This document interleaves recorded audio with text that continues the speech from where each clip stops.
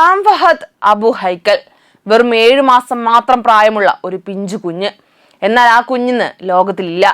എന്തിനെന്നറിയാതെ ഏതോ രാജ്യങ്ങൾ വെട്ടിപ്പിടിക്കാനും സ്വന്തം സ്വാർത്ഥ താല്പര്യങ്ങൾ സംരക്ഷിക്കാനും വേണ്ടി ഒരു ഭ്രാന്തനെ പോലെ ഓടി നടക്കുന്ന നെതന്യാഹുവിന്റെ ക്രൂര സൈന്യത്തിന്റെ വെടിയേറ്റാണ് ആ കുഞ്ഞിന്ന് ലോകത്തോട് വിട പറഞ്ഞത്.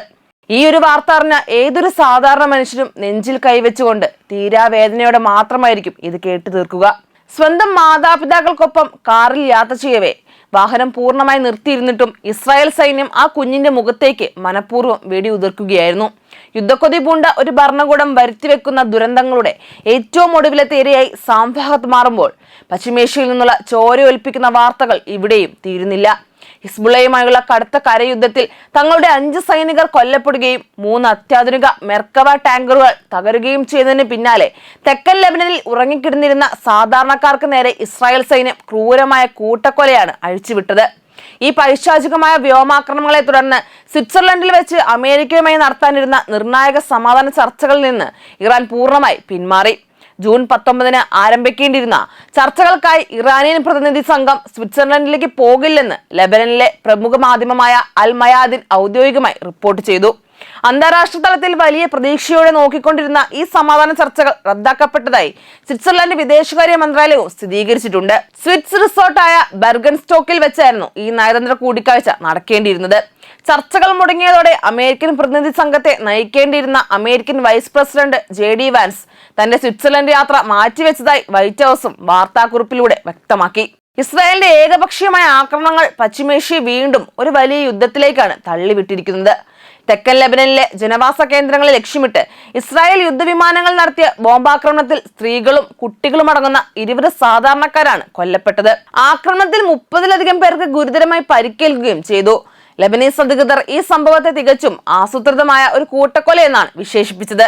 നബതക് ജില്ലയിലെ അൽ ഷർഗിയ, ഫറൂഖ്, കസാർസർ എന്നീ പട്ടണങ്ങളിലെ ജനങ്ങൾ ഉറങ്ങിക്കിടന്ന വീടുകൾക്ക് നേരെയായിരുന്നു ഇസ്രായേലിന്റെ മിസൈൽ ആക്രമണം. ഇതിനു പുറമെ അൽ അഷാമിയ പ്രദേശത്തുണ്ടായ മറ്റൊരു വ്യോമാക്രമണത്തിൽ ഒരു പാർപ്പിട സമുച്ചയം പൂർണ്ണമായി തകരുകയും 4 പൗരന്മാർ കൊല്ലപ്പെടുകയും ചെയ്തു. തൊട്ടു പിന്നാലെ ഡൗയിർ മുനിസിപ്പാലിറ്റി കെട്ടിടത്തിന് സമീപം ഇസ്രായേലിന്റെ ഒരു ഡ്രോൺ മോട്ടോർ സൈക്കിളിലേക്ക് ഇടിച്ചു കയറി ഒരാൾ കൊല്ലപ്പെടുകയും മറ്റൊരാൾക്ക് മാരകമായി പരിക്കേൽക്കുകയും ചെയ്തു. കഴിഞ്ഞ ദിവസങ്ങളിലായി കഫാർ ഡിബറ്റിലും സമീപ പ്രദേശങ്ങളിലുമായി ഇസ്രായേൽ നടത്തിയ ആക്രമണങ്ങളിൽ 3 പേർ കൊല്ലപ്പെട്ടിരുന്നുവെന്ന് ലെബനീസ് സ്റ്റേറ്റ് മീഡിയ വ്യക്തമാക്കുന്നു. പ്രാദേശിക സമയം പുലർച്ചെ 2:10 ആരംഭിച്ച ഈ ഭീരുത്വപരമായ ആക്രമണങ്ങൾ പ്രതിരോധമില്ലാതെ ഉറങ്ങിക്കിടന്ന സാധാരണ കുടുംബങ്ങളെ ലക്ഷ്യം വെച്ചുള്ളതായിരുന്നു. കഴിഞ്ഞ ഫെബ്രുവരി 28 ഈ മേഖലയിൽ പുതിയ സംഘർഷങ്ങൾ ആരംഭിച്ചതിനു ശേഷമുണ്ടായ ഏറ്റവും മാരകമായ ഒറ്റ രാത്രികളിലൊന്നായാണ് ഇത് വിലയിരുത്തപ്പെടുന്നത്. ഔദ്യോഗിക കണക്കുകൾ പ്രകാരം ലെബനനെതിരെയുള്ള ഇസ്രായേലിന്റെ തുടർച്ചയായ അധിനിവേശത്തിൽ ഇതുവരെ 3912 പേർ കൊല്ലപ്പെടുകയും 11873 പേർക്ക് പരിക്കേൽക്കുകയും ചെയ്തിട്ടുണ്ട്. കൂടാതെ 1 ദശലക്ഷത്തിലധികം ലെബനീസ് പൗരന്മാർക്ക് സ്വന്തം വീടുകൾ ഉപേക്ഷിച്ച് പലായനം ചെയ്യേണ്ടി വന്നിട്ടുമുണ്ട്.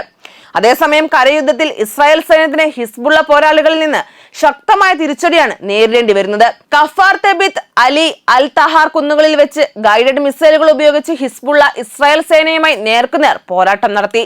ലബാത്തിയയെ ലക്ഷ്യമിട്ട് 4 ദിവസമായി മുന്നേറാൻ ശ്രമിച്ച ഇസ്രായേലിന്റെ 3 മെർക്കവെ ടാങ്കറുകളാണ് ഹിസ്ബുള്ള തകർത്തത്.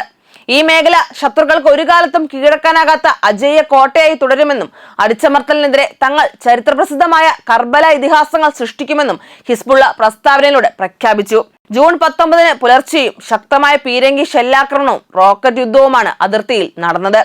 കഫാർ ഡെബിറ്റിന് സമീപം ഇസ്രായേലിന്റെ ഒരു സൈനിക വാഹനം ഹിസ്ബുള്ള തകർക്കുകയും അത് പൂർണ്ണമായി കത്തി അമരുകയും ചെയ്തു. പുകയുടെയും തീജ്വാലയുടെയും മറവിൽ പരിക്കേറ്റ ഇസ്രായേൽ സൈനികരെ ഒഴിപ്പിക്കാൻ ശ്രമിച്ച രക്ഷാപ്രവർത്തകർക്ക് നേരെയും ശക്തമായ മോർട്ടർ ആക്രമണമുണ്ടായി.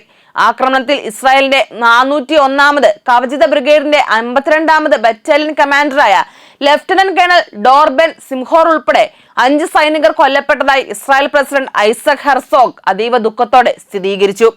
അതേസമയം ശത്രുക്കൾക്ക് നടുവിലും അയൺഡോമും മൊസാദുമായി ഇസ്രായേൽ അജയശക്തിയായി നിലകൊള്ളുന്നത് അമേരിക്ക നൽകുന്ന കോടിക്കണക്കിന് ഡോളറിന്റെ വിദേശ സൈനിക സഹായത്തിന്റെയും അത്യാധുനിക സാങ്കേതിക വിദ്യയുടെയും കരുത്തിലാണ്. F-35 യുദ്ധവിമാനങ്ങൾ, കൃത്യതയാർന്ന ബോംബുകൾ, സ്പെയർ പാർട്സുകൾ എന്നിവയ്ക്കെല്ലാം ഇസ്രായേൽ അമേരിക്കയെയാണ് പൂർണ്ണമായി ആശ്രയിക്കുന്നത്. അമേരിക്കൻ വിതരണം നിലച്ചാൽ ദീർഘകാല യുദ്ധം മുന്നോട്ട് കൊണ്ടുപോകാൻ ഇസ്രായേലിന് കഴിയില്ലെന്നും മെർക്കവ ടാങ്കുകളും ഡ്രോണുകളും നിർമ്മിക്കാൻ സ്വന്തമായ ശേഷിയുണ്ടെങ്കിലും ചെറിയ സാമ്പത്തിക വിപണി മാത്രമുള്ള ഇസ്രായേലിന്റെ എല്ലാ മേഖലകളിലും പൂർണ്ണ സ്വയം പര്യാപ്തത നേടുക അസാധ്യമാണെന്നുമാണ് വിദഗ്ധരുടെ വിലയിരുത്തൽ.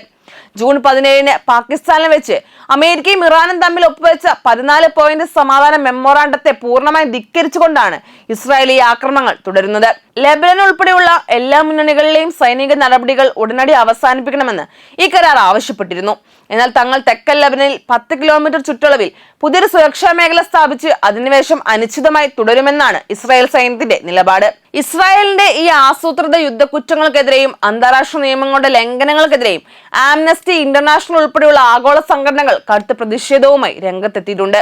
ഈ പൈശാചികമായ അധിനിവേശങ്ങളും പിഞ്ചു കുഞ്ഞുങ്ങളുടെ ചോര ഒഴുക്കിക്കൊണ്ടുള്ള യുദ്ധവെറിയും പശ്ചിമേഷ്യയെ വൻ ദുരന്തത്തിലേക്കാണ് തള്ളിവിടുന്നത്.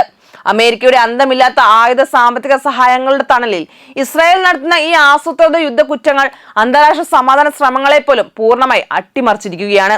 എന്നാൽ അത്യാധുനിക പ്രതിരോധ സംവിധാനങ്ങൾ ഉണ്ടായിട്ടും കൂടി ഹിസ്ബുള്ള പോലുള്ള പോരാളി സംഘടനകളിൽ നിന്ന് കനത്ത തിരിച്ചടിയാണ് ഇസ്രായേൽ സൈന്യത്തിന് നേരിടേണ്ടി വരുന്നത്. സ്വന്തം അധിനിവേശ താല്പര്യങ്ങൾക്കായി അന്താരാഷ്ട്ര നിയമങ്ങളെയും സമാധാന കരാറുകളെയും കാറ്റിൽ പറത്തുന്ന ഇസ്രായേൽ ഭരണകൂടത്തിന്റെ ഈ ധിക്കാരം വരും ദിവസങ്ങളിൽ മേഖലയെ കൂടുതൽ രക്തരൂക്ഷിതമായ ഒരു മഹായുദ്ധത്തിലേക്ക് നയിക്കുമെന്നാണ് ആഗോള രാഷ്ട്രീയ നിരീക്ഷകർ വിലയിരുത്തുന്നത്.